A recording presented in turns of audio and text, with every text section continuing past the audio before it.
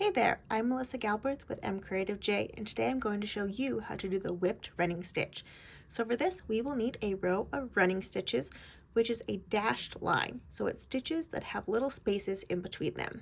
And then we will take another threaded needle. You can use the same color or a different one, but we want to bring our needle up right in the hole of that first running stitch there. So we'll come on up. And now we're going to slide our needle underneath that first stitch. We're not going through the fabric, just underneath our first stitch. And pull our needle up so that thread is snug underneath it.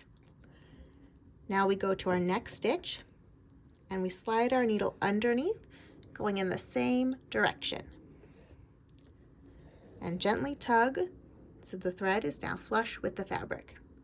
And we repeat, working our way down our line here. So I'll just keep moving along my row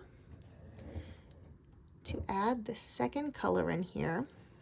And as you can see, it's filling in the gaps of my running stitch. It also adds a fun extra color.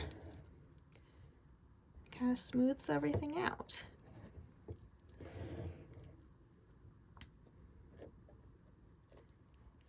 We always want to go in the same direction so the thread whips around the stitches. When we get to the end, we bring our needle down in the hole of that last stitch there. And then we knot our thread off, and that is the whipped running stitch. Enjoy!